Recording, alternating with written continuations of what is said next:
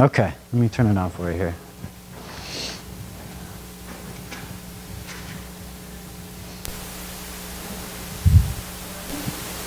$4.16.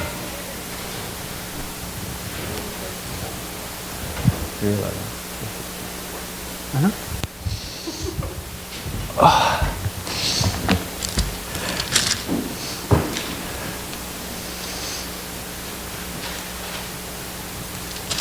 Good morning.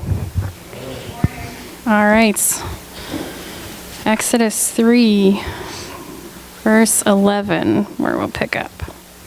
But Moses said to God, "Who am I that I should go to Pharaoh and bring the Israelites out of Egypt?" And God said, "I will be with you. And this will be the sign to you that it is I who have sent you. When you have brought the people out of Egypt, you will worship God on this mountain."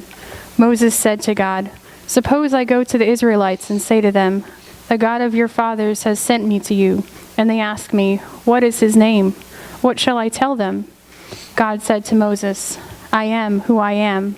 That is what you are to say to the Israelites. I am has sent me to you." God also said to Moses, "Say to the Israelites, 'The Lord, the God of your fathers, the God of Abraham, the God of Isaac, and the God of Jacob, has sent me to you. This is my name forever, the name you shall call me from generation to generation. Go assemble the elders of Israel and say to them, "The Lord, the God of your fathers, the God of Abraham, Isaac, and Jacob, appeared to me and said, I have watched over you and have seen what has been done to you in Egypt.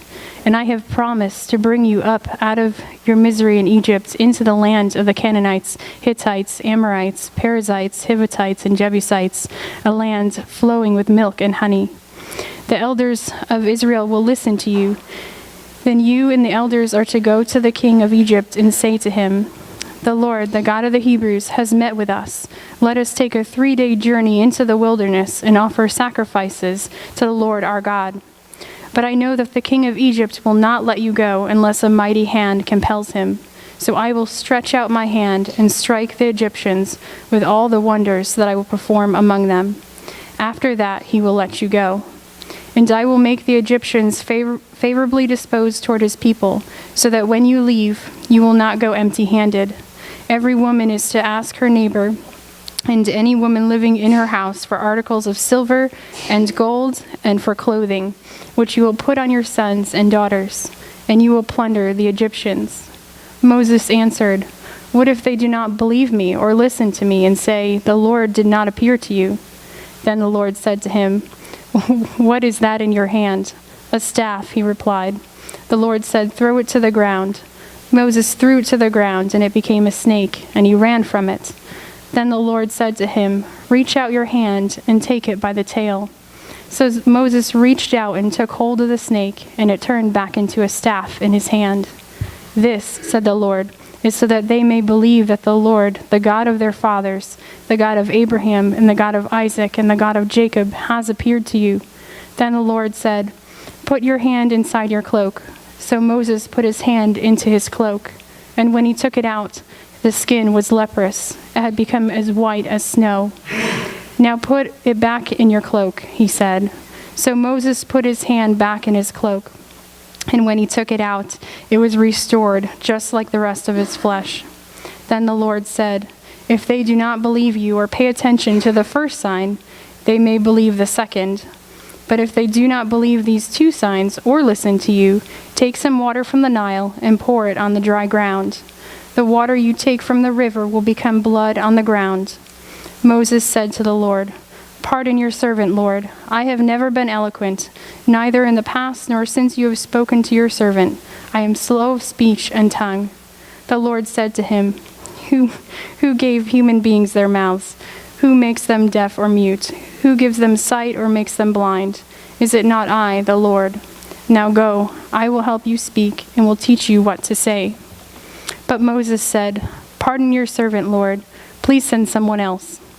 Then the Lord's anger burned against Moses, and he said, "What about your brother Aaron, the Levite? I know he can speak well. He is already on his way to meet you, and he will be glad to see you. You shall speak to him and put words in his mouth. I will help both of you speak and will teach you what to do. He will speak to the people for you, and it will be as if he were your mouth and as if you were God to him. But take this staff in your hand so that you can perform signs with it."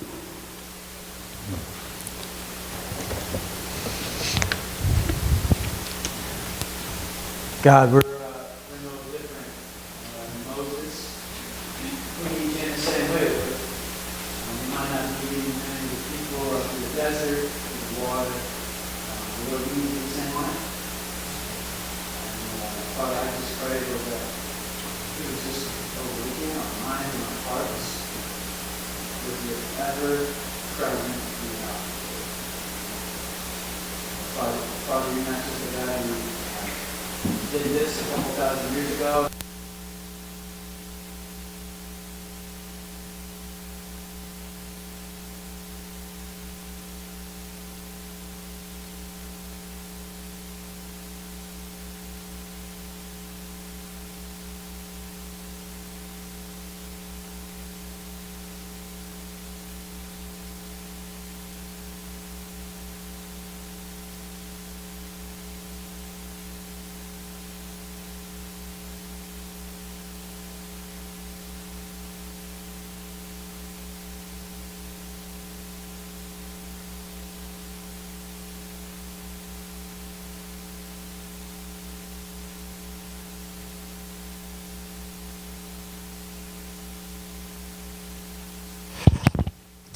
So that was a lot there, and it's kind of for a reason, because if you caught what was happening, there was a lot of back and forth between God and Moses there. And when you read through the Bible, you don't get that much back and forth between a man and God. And it's super interesting to see the situation develop, because as we left off last week, Moses, he's continuing the conversation from the burning bush. And we talked about last week how, I don't know if God's going to do the burning bush thing again. I kind of feel like it was a one-time deal. But he might. Never put God in a box, because he'll just shatter that thing. But he's continuing that conversation about this calling that Moses has on his life. And it's certainly unique. It's not for everyone and nor for all time.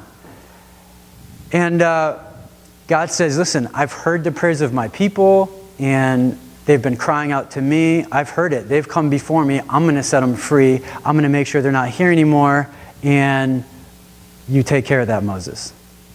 And that's how he leaves it all with him. Moses is like, wow, I was with you all the way up until you said, now it's up to me. What are you talking about? And then you can see them going back and forth. And so I wanted to settle on this truth here that we'll unpack and take a look at together. So the truth is this, is that the reality of God's kingdom now in the New Testament, so the way God dealt with Moses is not necessarily 110% in the same way he deals with us. There are some similarities, there are some overlaps, but it's not the same. Because Jesus Christ, the promise, has already come. And what he has done is he now made a way directly for us to relate, to have relationship with, to be close to our Father. Previously was impossible. You needed a priest, Levites, and you needed sacrifices, right? You needed the spilling of blood of animals. And even the Bible says, you know what, that never actually even forgave sins. But the faithful activity in doing that made us able to at least interact with God. But it never even actually forgave sins. So Jesus comes, he dies, everything changes. Thank God for that. It all changes. It all changes. And so the reality is what we live in now is that God is expressing himself on this planet and for the heavenlies. And he's also representing himself on this planet in the heavenlies. Two words, expressing and representing. He's doing both those things through those people that say they're Christians. He is choosing to express his nature, his perfect, sinless, amazing nature, He says, I want to express that through my sinful, fallen people that I have died for. And to further it, he says, you know what? I want the representatives of what I'm like and of who I am to be those same people. I don't know about you, but that sounds like a horrible plan. We'll talk more about that. So, this idea of expressions. So we live in a day and age where, like, expressing yourself, that's like kind of a big deal. That's like a huge deal. Especially depending upon the age. High school, young adult, whatever. Expressions are huge. And you know what's really interesting is that as you look at history, prior to, really the 60s, self-expression was not exactly a huge thing. It was more about conformity. You really have to fit into your surroundings and not really rock the boat and make sure you dress a certain way, you say a certain thing, make sure women do this and guys do that and kids do this and you do it in this way. And there's that dynamic. So then you bring about the 60s. And they're like, you know what? Forget that. It's time to let loose. Like, I need to be who I am. I need to express, who, yep. We need to express who we are. It's because I'm a woman doesn't mean I have to fit in this box. And because I'm a man doesn't mean I have to fit in that box. And because I'm a kid, I don't have to do so then there's this 60s revolution. And things are now changing. Are they changing in all the right ways? Probably not. But they are. Because you can only suppress that stuff for so long. Because the reality is, God has made us like in His image. It's an expression of who He is. So there's something built inside myself, inside yourself, in the teens, whoever, that it's like, there's an expression, there's like this artistic, creative, unique expression that's just dying to come out. And apart from God, it looks different ways. So then, what's really interesting is that this whole scene was tied to music so heavily. So in the 60s, you get the Beatles. It come with rock and roll. You got Elvis Presley. He's bringing some other kind of rock and roll. And then you got the hippie movement with the long hair and no shoes. And they're just, yeah, man, just craziness. And then it starts to change. And so now then we get this heavier rock. Then we get this goth stuff. Then we have rap music, then we get hip-hop, and then now we get... So what happens is, then you start to get all these different... So now, if you're a goth person, you're going to dress a certain way. And then if you're a rap person, you're going to dress a certain way. You're going to hang out with a certain group of people. You're going to use certain words. If you're, hard grunge, then you're going to look a certain way and then do certain things. And what's very interesting is that the very people that are dying to express themselves because they're so unique and they just want to, people should accept who I am because I'm expressing the way I was really built to be, they actually just end up looking the crowd that's just like them. It's do you see what you're doing? In other words, it'd be totally crazy for, early 90s, pants sagging, rap thugging, coming into a goth concert. It would be bizarre for them to welcome that guy, open arms, be like, yeah, man, that's what I'm talking about. It wouldn't go like that. It'd be like, what, you lost? This is not, they're all Marilyn Manson'd out, with the thing and all this. That's the way it would be. You know what I'm saying? This idea of expression is super interesting. And we're talking about a holy and righteous God who's perfect in every way, shape, or form. And He's like, you know what? I want to express myself through the people that I save. Those sinful people that I save. That I know what they're capable of, and I know how they might take advantage of that. That's the way I'm choosing to express myself. So it's amazing to me, this idea of expression, and you want to get purple hair, you want to get pink hair, you want to cut it off, you want to paint your nails, you want to do whatever, fine, do whatever, but what's going on at the core of that stuff, that there's something developing, happening, and shifting within the individual, and they really want to be themselves, but they don't know how to be, so they're just going to cling and flock to whatever might be acceptable in that, right, and then they lock in on that. And then there's that group of people that will now love and accept me because the other ones never did. They didn't make space for me. They can't relate to me. And what the enemy has done an amazing job of is exploiting that original design of image bearing and of expression. Because the amazing way for it to work is that when we become Christians, he's not looking to suppress our expression. He's looking to cultivate that and redirect that so it brings glorification to the original designer. See, original expression is just based on me and how I can express me and my life, and the world needs to understand me and what I'm saying and how I relate. And part of that's true. It is important that we're accepted and known and loved for who we are. Because we got to suppress that, and we got to only hang around people that, only accept the fake facade. Who wants to live that life? The 60s showed that. That's a losing battle. So the enemy has done a tremendous job of painting these ideals and this picture of Christians and religion to be this little box of this is the only way that you can do things, the only way that you can look, the only way that you can talk. And we got people just running around looking to get accepted based on how they want to express themselves. Super sad. Because there was this amazing, great gift of expression. And it's like it got hijacked. And the reality is, I don't know, you might become a Christian and still painting your fingernails. Like, I don't. You want to do that? Go ahead and do that. The thing is that God changes that stuff. So this passage brings up this idea and this whole sort of, paradigm of expression. It brings up this other reality of representation. And I'll tell you what, this particular season is perfect to talk about this. We got midterm elections coming up. Was it 20 days or 19 days or something like that? Midterm elections are coming up. And people are going to vote or not vote. People are going to argue, not argue. Hopefully the Christians do less arguing, more praying. Hopefully the Christian goes to the polls, educated, aware, and saying, you know what, I also got to uphold my Romans 13 duty and pray for my leaders, whether I agree or whether I don't. Hopefully I can enter into the polls and not be a hypocrite with my lifestyle. For another day. But representation. We're going to elect leaders that we feel like hopefully represents us well.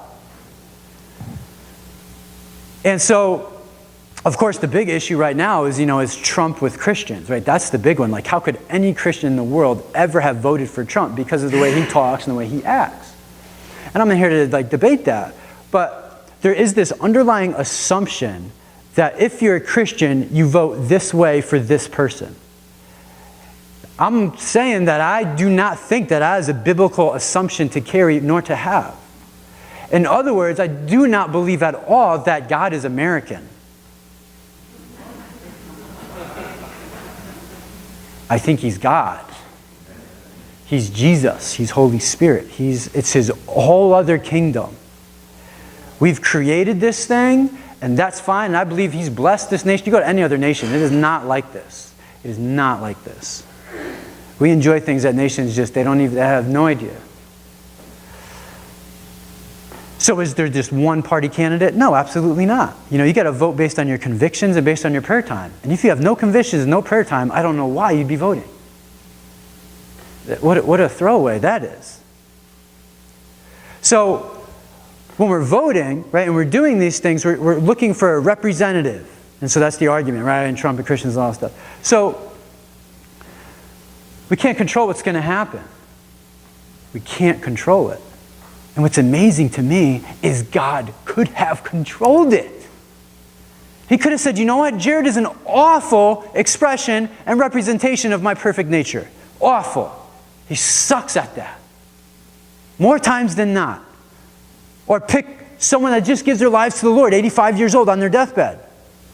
What, they spend a lifetime, really representing God well, and then at the very end they're going to, give their life to God, and how does that look? Or the church just in general.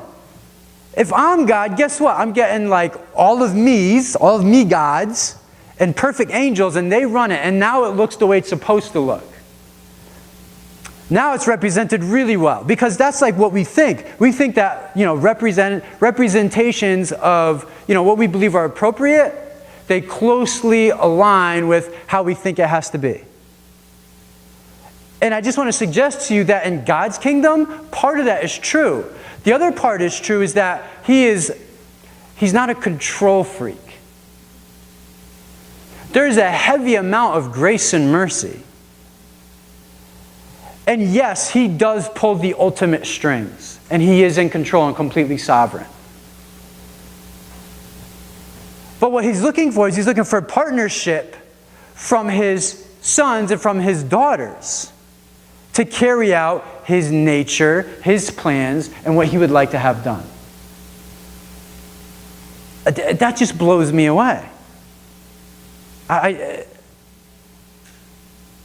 He's going to entrust His church, the rest of His message and who He is. He entrusts that to Tabitha and to Stephen and to Eric and to Lori. God says, you know what? I'm okay with that. And what about all the churches and all the circles that completely abuse who God is and they completely falsely represent Him? I'm like, wow, I'd want some more control than that. God must be big enough in some way, shape, or form to account for that. He must have been able to account for all of the misrepresentations, all the abuse, and all the oppression. Because if I worship a God that hasn't, what a waste of time that is. So, it's like the very fact that the kingdom gets entrusted to believers for expression and representation, I think is incredible. And what it is it's totally sobering. Totally sobering for me, and hopefully for you. It's like, oh my goodness. Oh my goodness. Tell you what, this looks a lot like Moses. When he's standing there and he's like, well, I can't do this. I can't talk that way. I don't even know your name. I don't know who you are. They're not even going to accept me. They're not going to listen to me. I don't. That's something I can totally relate to, and hopefully something that you can relate to as well. Because what we're going to do, we're closing in a little while, and the reality is we don't have a calling quite like Moses, but we do have a very general calling that Jesus said, hey, listen, here's the deal. And it's not really to set, a whole bunch of slaves free from a particular country. It's something else. So let's unpack just a couple of things, and then we'll close with that thought. Sound good? You guys alive?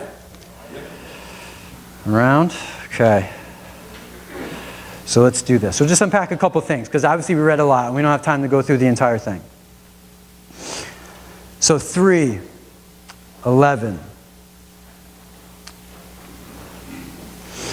It says, but Moses said to God, who am I that I should go to Pharaoh and bring the Israelites out of Egypt?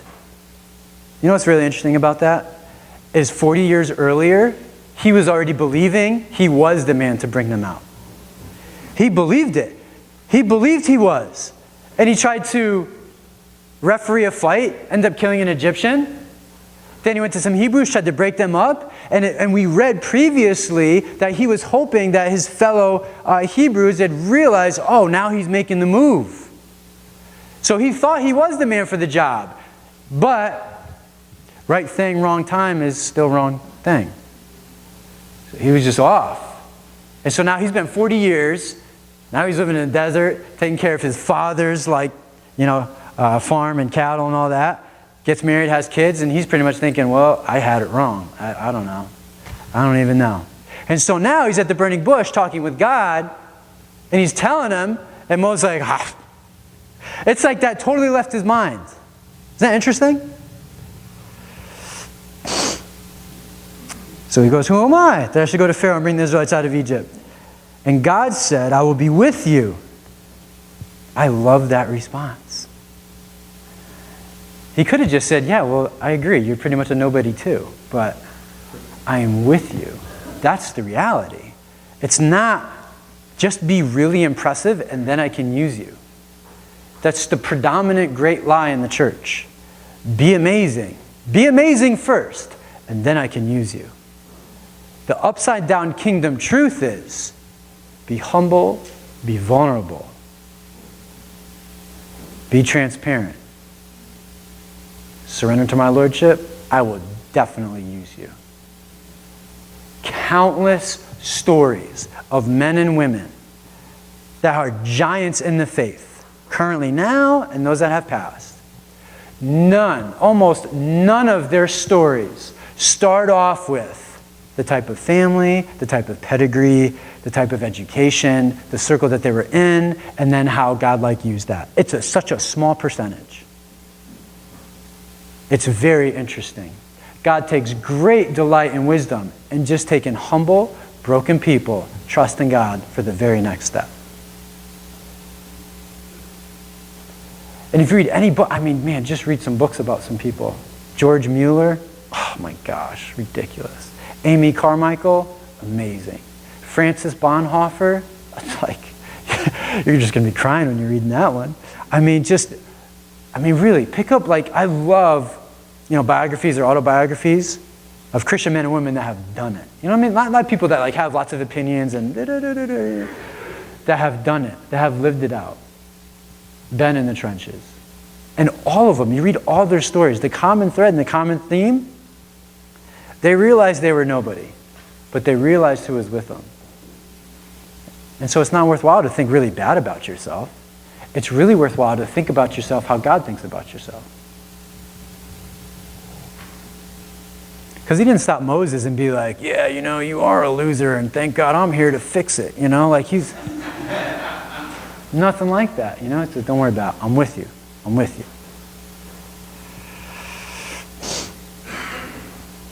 So he says, I will be with you, and this will be the sign to you that is I who have sent you. So he knows Moses is going to doubt because he's not just good with, I'll be with you. He needs something else.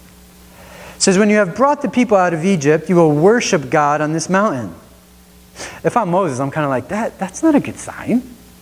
The sign you're going to be with me is after the fact? That we'll come back? What about tomorrow? I need something tomorrow. I want to do something now. Give me something now. Maybe I'm the only one. Verse 13. Moses said to God, suppose I go to the Israelites. So he's like, okay, so let's say I go to them. And then I say this. The God of your fathers has sent me to you, and they ask me, what is his name? What shall I tell them? Now, if you read the Bible at all, you know that early on in Genesis, that Hebrews, they knew God's name. Yahweh was mentioned numerous times. Numerous times. And in fact, what's interesting about the Hebrew culture is that, the word Yahweh, when you see in your Bible, and you have L-O-R-D, all capital letters, in Hebrew it's the word Yahweh. And actually, that's not even, it's without the vowels. And so it's Y-H-W-H. And so nobody even knows exactly what vowels go in there. So in a Hebrew culture, they actually won't even say, they will maybe whisper the name because it's so reverent. And they know who they're talking about that they actually won't even say his name. And so when you read in your Bible and you see L-O-R-D, all capital letters, referring to Yahweh, this supreme just being. And when you see G-O-D, that refers to another deity, another being, but it is not Yahweh. And so you may have noticed through your Bible that there's a lot of G-O-D doing the talking, and it's not a lot of L-O-R-D. Which for you kind of Bible students, just think about and there's Yahweh that's in control of this, but Moses interacting with G-O-D. So the question is, well, who is that G-O-D? Or Elohim in Hebrew. It's very interesting. And so that's what's unfolding here. And so they already know, the Hebrews know the name Yahweh. They know that. Moses is saying, I might know your name. I have no idea who you are. I don't know. I know stories and I know your name, but I don't know who you are. How many Christians do you think walk around out in church this Sunday, this morning? Yeah, I know Jesus and God, the Bible, thing with the Red Sea. Yeah, I got it. And they think from that, or they think from going to a Bible study or from doing whatever, that they know God. The reality is, they don't know anything. They don't know anything about God's heart, about his compassion, about his patience. First-hand experience his forgiveness. I mean, they know nothing about any of that. They know nothing about like what we read about this morning in Psalm 63 where David says, man, my soul it's just thirsty for you, Father. In a parched land where there's no water, I'm even hungry for you. A really religious person doesn't even understand that language. It's like, what? There's not even a grid for that. It's like maybe he's depressed or something. There's not even a grid for that. But the reality is, right, we get to know who God is and know who his heart is. It's totally different.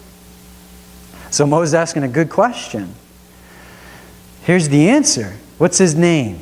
God said to Moses, I am, and that's interesting, right? Elohim said to him. God said to Moses, I am who I am. Well, how's that for an answer? Well, thanks for making that as clear as mud, God. Thank you.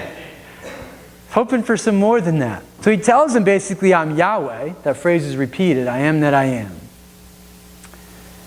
And he says, this is what you are to say to the Israelites. I am has sent me to you. And so it's interesting, and we don't have tons of time to go into the whole name thing, but I strongly encourage you to do it. But I am, it refers to this nature that when he says I am, and you look at it, it's alluding to the fact that he says, you know what? I am the self-sufficient one. I'm the one who's in total control. I never started and I never end. I don't need anything else, nor anyone else. He doesn't even really need Moses. He could chose anybody, anything. Doesn't really matter. So he's trying to get across to Moses, say, hey, listen, make sure that they all know the all-sufficient, all-knowing, self-existing, most powerful God has sent you. And that's what's behind this entire thing. Can you imagine if some Christians actually believe that about their lives? There might be a little bit less anxiety about what might come next. Having a firm grasp on I am is with you. I am is in control. I am is in your corner. Doesn't mean I will leave, it means I am. And the Spirit is continuously bringing to the place to reinforce our faith this very fact, that God truly is the I am. It's never changed, it's in his nature. But very few people actually even know that about God. Because they just wait till the next thing falls apart and it's like, oh no, that's definitely not. Okay, reroute, try something else. But the Spirit is looking to develop that consciousness, that awareness that I am is there. And that's what he's bringing to Moses' attention.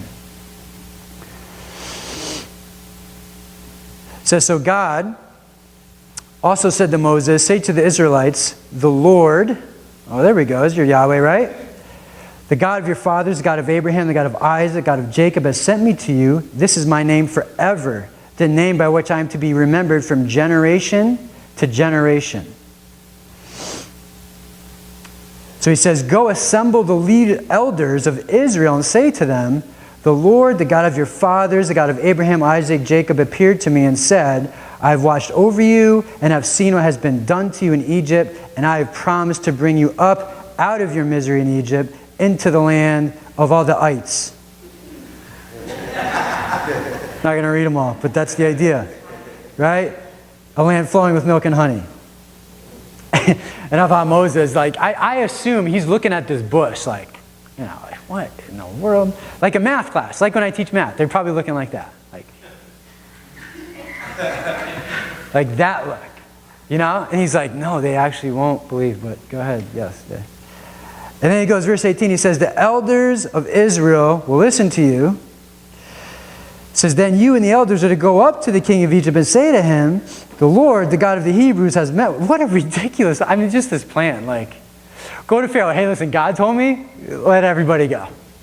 Your whole workforce, just let them go. And then go to the elders and say, yeah, God came to me in a bush that didn't burn. And he said, it's going to work. Man. You think God has you do foolish things. The Lord, the God of the Hebrews, has met with us. Let us take a 3-day journey into the desert to offer sacrifices to the Lord our God, a.k.a. we're going to leave. But I know that the king of Egypt will not let you go unless a mighty hand compels him. So he gives Moses the warning. He's like, hey, listen, go tell him, but he's not going to respond. So verse 20, I will stretch out my hand and strike the Egyptians with all the wonders that I will perform among them, and after that, he will let you go. He says, and I will make the Egyptians favorably disposed toward this people, so that when you leave, you will not go empty-handed.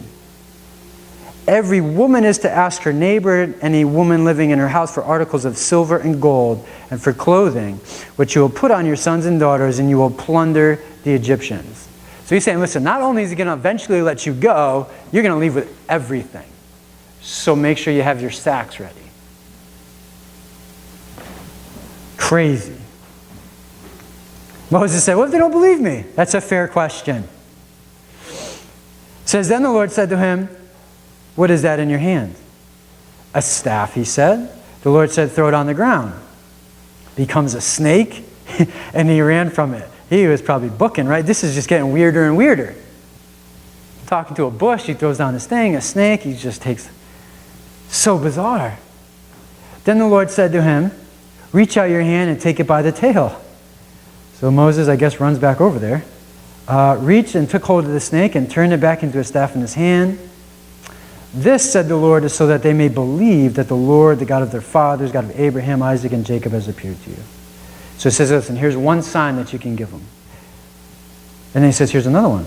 Put your hand inside your cloak. So he does that. Took it out. Leprous like snow. What in the world? So then verse 8, the Lord said, if they do not believe you or pay attention to those first two, take some water from the Nile, pour it on the ground, and it's going to turn to blood. So you just get these signs. Like, what in the world? Now listen, I don't think it's wrong for us to assume that all of a sudden the God of confirmation of his word with signs has stopped. In other words, God will confirm his word through us, Christian brothers and sisters, through signs. I don't know if we're going to be throwing around sticks and snakes are coming out. Don't try, go home, eat blood in the water, that's just weird, right? Like, probably won't look like that, but there will be signs that follow. People might talk weird, like in other languages. Bless you. People might have things leave their body. People might get dreams. People might act strange. That's a very strange situation we're reading about. Heaven is not super earth-friendly. And so signs will definitely follow believers, still now, to this day. The Bible really leaves no case that that stuff just stops. So Moses said, okay, with the signs, fine. But guess what? I can't talk. I'm a horrible speaker. He's just pulling out everything. He says, I can't do it in the past and I can't do it now. So he says to him, he gets kind of stern here, right? In verse 11. Who gave man his mouth? Who makes him deaf or mute? Who gives him sight or makes him blind? Is it not I, the Lord? Now, I'm going to open up a can of worms, and I'm doing it on purpose. And it's not so that I can then give you an answer. I want you just to wrestle with the Lord on that, and then I'm sure it'll come up more again in the future. It's very interesting that it says, the Lord. Who gives them, who makes them deaf? Who makes them, is it not I? Wait, God? Wait. God is making people blind? He's making people deaf. I thought the devil, how? That stuff you should be thinking about right now. And don't put it off because it's uncomfortable. You should be thinking about that and wrestling with that. And that's more for another day. So he says, now go, I will help you speak and will teach you what to say. And Moses is like, listen, just get somebody else. This is just too much. I can totally understand this. It's like, this is outrageous. Then the Lord's anger burned against Moses, and he said, what about your brother, Aaron, the Levite? I know he can speak well. He is already on his way to meet you, and his heart will be glad when he sees you. You shall speak to him, put words in his mouth. I will help both of you speak, and will teach you what to do. He will speak to the people for you, and it will be as if he were your mouth, and as if you were God to him. but take this staff in your hand so you can perform miraculous signs. Craziness. So basically, God is giving Moses the deal, and Moses isn't liking it. But, man, when God strongly urges something, it's kind of hard for people to say no to that. And so, like I alluded to and mentioned before, there's a strong chance we're not going to be leading people out of a certain place. And so it's, like, what do you do with that? What parts of God's nature can we hold on to? And so I want to hold on to that idea that God was partnering, choosing to partner with Moses, sinful, fallen person, to express who he was, to reveal who his name was, and to represent who he was. That's an amazing plan, that God would choose a human to do that. And God has also chosen us, humans, to do some things as well. And so, if you can go to the Matthew 28, right? So up here, we have been entrusted and we have been called.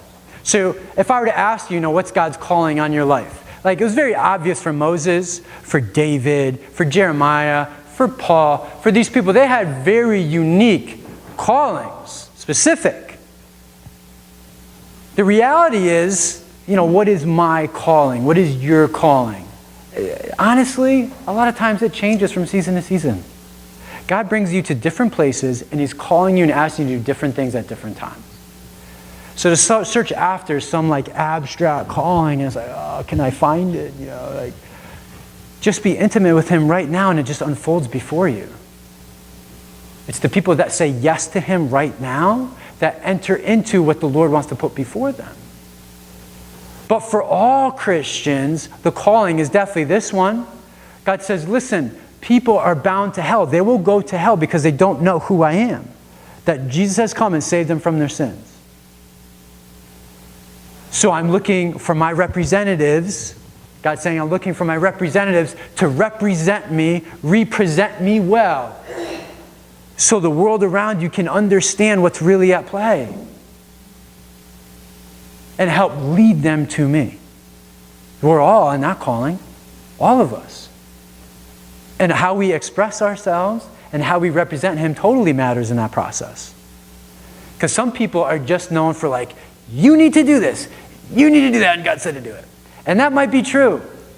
That's not really expressing it all that well, though.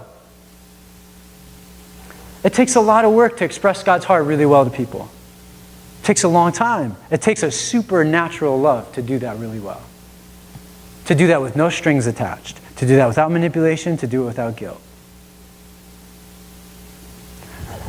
On the next one here, Ephesians 2:10 says, "For we are his workmanship, created in Christ Jesus for good works, which God prepared beforehand that we should walk in them." In other words, not only are we his workmanship, we're like his poetic workmanship, is what it alludes to in the Greek. It's like poetry in motion. I don't know what kind of poetry my life would be, or your life, but that's the way God calls it. So that idea of just that expressive nature that's built inside of us is totally from the Lord. But again, we want to align that so it brings glorification to him and not just recognition for ourselves. And the next one. This is a big one. "Therefore, if anyone is in Christ, he is a new creation. Old things have passed away. Behold, all things have become new. Now all things are of God, who has reconciled us to himself through Jesus Christ, and has given us the ministry of reconciliation." Everybody say reconciliation. That's a ministry we all carry. I don't know if you consider this, if you're in the ministry, but you are. And that's primary. The ministry of reconciliation. Who am I reconciling? We're reconciling the world around us with the God that created them. That's what we do. That's the very general. We might have different little niches and things within that, but that's the overall calling. It says that is that God was in Christ, reconciling the world to himself, not imputing their trespasses to them, and has committed to us the word of reconciliation. Now look at these words here. "Now then, we are ambassadors for Christ, as though God were pleading through us." What? Let's go is right. Now then, we are ambassadors for Christ, as though God were pleading through us. We implore you on Christ's behalf, be reconciled to God. How could we be ambassadors for Christ if we're not even reconciled with Him? It doesn't make any sense. You could talk all about God all you want. You could talk about the Bible and theology, whatever. You're not reconciled with Him in a quiet place and encounter His heart. You're not bringing anything to the world around you. And neither am I. And we can get very good at religious talk and religious jargon. It says, for He made Him who knew no sin to be sin for us, that we might become the righteousness of God in Him. Talk about representation. That's amazing. That's amazing. And so really, like, the only question, that we're faced with is, how well are we doing with allowing Him to be represented in and around our lives? I mean, that's really the question at the end of the day. How well do I express His nature? How well do I represent Him to the world around us? That's the question. And that's what we want to grow in. And listen, don't answer that question based on your opinion. Oh, I'm doing pretty good. Of course you are. Of course you are. Humble people that are hungry to go after that truth, they'll ask someone that's not a yes person. They'll ask someone that's not a yes person, they'll be like, listen, overall, just give me a general sense. How do you feel that I do representing the heart of the King? Go to someone that's not a yes person and ask them. Just be ready for the truth. But we shouldn't be afraid from that truth because, man, we're called to it and He's going to equip us. And I am is behind it anyways. And the reality is, if we just live under an illusionment that we're doing fine, everything's all good, that's hurting us. That's not going to help us go towards where we want to go. And so I'm just super encouraged by the fact that I am is in my corner, is in your corner, and every believer's corner. And here's what the Lord has also showed me 5 or 6 years ago. He said, yep. He said, that's true. He said, that's good. I'm glad that you're believing that now, finally. He said, but listen, there are other brothers and sisters that right now, they're not seeing real straight and they don't look like it. And it's important that you intercede and pray in faith and believe for them. Ultimately, they're going to decide what they're going to decide. But too easily, we can just give up on people. Especially we prayed 3 weeks for them. Sometimes it takes years. Years. So I hope that you're encouraged with the fact that I am is in the corner. He's with us no matter what. No matter how we're going to parent. No matter how we're going to be friends with other people. The Lord is going to bring us to things where it's I've never done this before. I don't know how to do it this way. And for a lot of people, the story is, it wasn't even my family, so I don't even have that. I don't know how to. And you know what God says?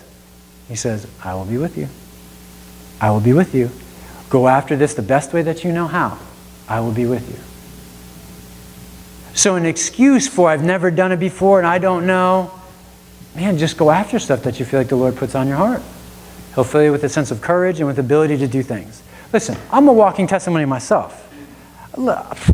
I never went to God and was like, you know what, Lord, I really want to be a pastor someday. It's really in my heart. I would love to talk about you all the time. I would love to hear about problems all the time, and just minister just with grace and peace. That would be amazing, just live in this tension of being faithful and just struggling oh yeah, I want that. I never said that ever. Never. Never ever said that. But I can tell you, there's different, I had a conversation with someone this week, and they're like, so tell me about, how do you get to this point? And I'm like, well, that's a long story. I said, there's different seasons that present different opportunities. And really how you respond in those moments, it really kind of sets up the next 3 to 5 years, next 7 to 10. And they might come back around again, but a lot of times there's a gap in between because we're just hardened, we're just distracted, I don't know. I don't know how that works. But I remember Julie and I, we were youth leaders, right? We went to a conference. One of the seasons, right? There was, like I said, there was many things. But I remember being there, and they had some big names there too. It was pretty neat. You know, they had big names. This other guy who was up there, he was not a big name. He was just talking about whatever he's talking about. I was kind of daydreaming, to be honest with you. You know, like, it's already kind of a long week. Didn't sleep good. And so he was talking, he's a Muslim guy, and he was talking about how the Lord had just transformed himself and his family. Pretty amazing story. And he was talking about his dad, who was very staunch, you know, in Muslim, and he was just talking about just praying for his dad and trying to be there, all the fights that they would have, you know, it's just, oh man, it's just, you know, hard. And as he was talking about that stuff, I really sensed and felt, you know, the Lord say, hey, listen, pay attention to that because I'm expecting this from you. What? Pay attention to that because I'm expecting this from you. So I'm like, I just tried to ignore it. And I was like, well, maybe that was just me, you know, like maybe I just want more attention. And so like, if I do that, then I don't know. I tried to just justify it all the way. But I just really couldn't get away from it. It's just like kind of just nagging. And then I'll do the Moses thing. I hate talking, especially in front of people. I'm this huge introvert. So when I go home later today, like I want to be like, you know, by myself somewhere. That's what I want to do. That's what I like. It's just, that's where I get recharged. I like that. I'm built that way. And so I'm like, yeah, God, I can't do this, and I can't do that, and I can't, you know, so many I can't. So many. The reasons are overwhelming for why somebody else would be better. It's not the issue, though. The reasons aren't the issue. Right? The issue is, what did he say, and where is he going, and will I go that same direction? Right? That's the issue. So if we could become just a group of people that say, you know what, I don't know. And you know what the big deal for me was then? Not just to entertain that thought. So then my choice to partner and what will be your choice when God leads you to do certain and different things, you know, are you going to do it? So then I remember somebody asked me to talk somewhere. Somebody asked me to lead a Bible study. Just little things. And I was like, oh, you know, like, can't so-and-so do it? Can't, like, whatever. I'm really busy. You know, just that kind of stuff. But then you just start to embrace it. So all that to say, I hope the fear gets minimized. Obviously, there is fear in Moses' response. But you have no idea what the Lord might be calling you for right now or for the next season. Why be in fear on that? I know, because it's easy and we're used to it, and my personality's not that way. We have all these things. And God just shatters that stuff. He really does. So be open to it. Invite other people on the process. And it's my prayer, and will continue to be my prayer, that I am will demonstrate how true I am really is. Amen? Amen.